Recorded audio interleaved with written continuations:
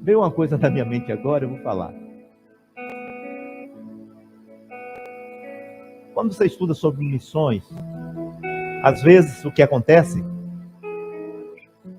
é que, até mesmo em escola bíblica, ou numa conversa num grupo, aí falamos assim, é bom que venha mesmo a perseguição, porque aí vai separar os crentes verdadeiros dos crentes falsos. Geralmente a gente pensa dessa forma, desse jeito. É bom que o comunismo venha para o Brasil, porque ali vai ser purificado, vai passar pelo fogo quem é realmente crente e quem não é, quem é servo de Deus e quem não é. Mas sabe que eu tenho um pensamento diferente sobre isso? E ainda justifica dizendo assim, não, porque no período da perseguição do século I, quando começou, até o século III, século IV,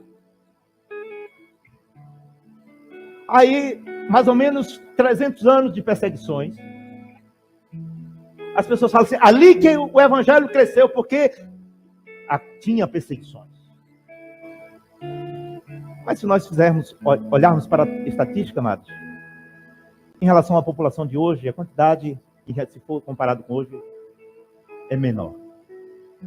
Mas o que eu quero falar sobre isso é que se nós tivermos essa mentalidade de que, se vier a perseguição aí, que as coisas, que o evangelho vai aumentar, eu não vou citar nome ou país, só olhar para os países que têm essa mentalidade. Só você olhar. O que é que tem acontecido com o evangelho? As igrejas estão sendo queimadas, as pessoas estão sendo mortas, perseguidas, e o evangelho tem crescido? Tem crescido por trás, ninguém está vendo, mas está crescendo. Amado, tem lugar que nem evangelho se fala mais. Se nós olharmos os países da Europa, tem país que a porcentagem foi lá para baixo, que era quase 100%, hoje não tem praticamente quase ninguém. Então essa estatística aí também é furada. Nós, como pessoas que cremos na palavra, que cremos em Cristo, nós temos que lutar por uma pátria livre, que você tenha liberdade de proclamar o evangelho aos 4 cantos da terra. Sabe por quê? Porque Deus, o Deus Todo-Poderoso, quando Ele chamou a nação, Ele disse que essa nação deveria proclamar nos 4 cantos da terra o seu nome, a sua glória. Quando Deus chamou a igreja, quando Jesus veio, Jesus disse para os discípulos, o poder vem sobre vocês, e vocês vão pregar, não só aqui, mas até os confins da terra, para que todos conheçam o evangelho, que é a salvação para todo aquele que crê. Então, amados, se nós queremos uma pátria livre, nós temos que orar. Nós temos que nos arrepender. Sabe como foi a nossa oração lá no monte? Sábado. Eu e o Brasil pecamos contra ti. Eu e os meus antepassados pecamos contra ti. Eu e essa geração atual pecamos contra o Brasil, pecamos contra o Senhor. Perdoa os nossos pecados. Perdoa os nossos pecados. Nós nos arrependemos. Porque muitas vezes, amados, nós contribuímos para a própria corrupção. Nós pagamos propina, nós fazemos isso, fazemos aquilo e reclamamos dos outros. Então, se nós queremos liberdade, nós temos que nos arrepender. Porque o melhor tempo de Israel foi quando Israel teve completa liberdade. O melhor tempo da nação de Israel, o rei de Israel, foi na época de Davi, porque no final da época de Salomão, o povo ainda sofreu com os impostos colocados por Salomão.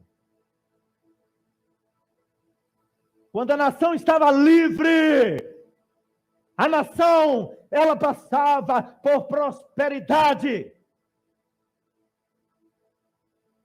Mas só tem uma coisa: Davi errava, Davi pecava, mas ele não colocava outro Deus no seu coração, e quando ele era confrontado, ele se arrependia, ele se colocava diante do Senhor, ele pedia misericórdia, ele clamava a Deus. Se você lê os salmos de Davi, do início dos salmos, só alguns, até os 40 mais ou menos, você só vai ver salmo de Davi, 39, por aí. Vê alguns intercalados, mas quase todos são de Davi. E você vê o Salmo 32, Salmo 51, como ele se arrependia, como ele se colocava diante de Deus.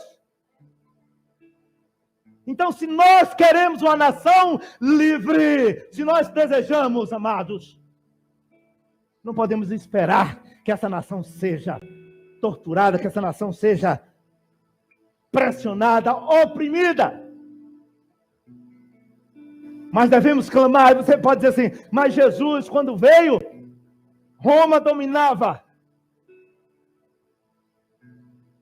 Na época de Jesus, era uma época diferente da época de Davi, e uma época diferente da nossa época.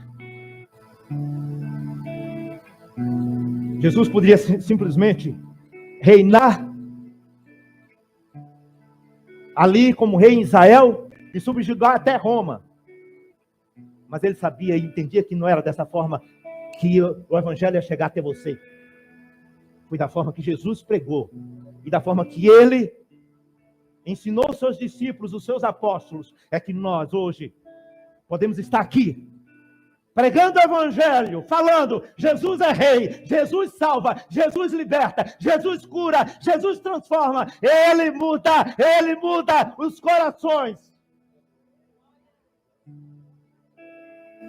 Por causa da forma, da maneira que ele mesmo formou a sua igreja, que ele se tornou o cabeça dessa igreja.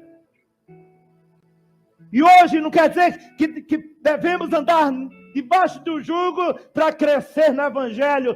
De forma nenhuma. Nós queremos uma pátria livre, que tema o Deus Todo-Poderoso, que honre o Deus de Israel, que glorifique a Jesus Cristo, que reconheça que Jesus é rei, que Jesus é rei, que Jesus é o rei dos reis, e que ele vai voltar. Olha, não importa o que as pessoas pensam ou o que as pessoas vão fazer, mas o reino dele será estabelecido. Já teve o seu início quando ele veio para a terra, mas será estabelecido. Ninguém pode ir de encontro a esse reino, ninguém pode ir de encontro ao Rei dos Reis, ao Senhor dos Senhores, a Jesus. Aleluia.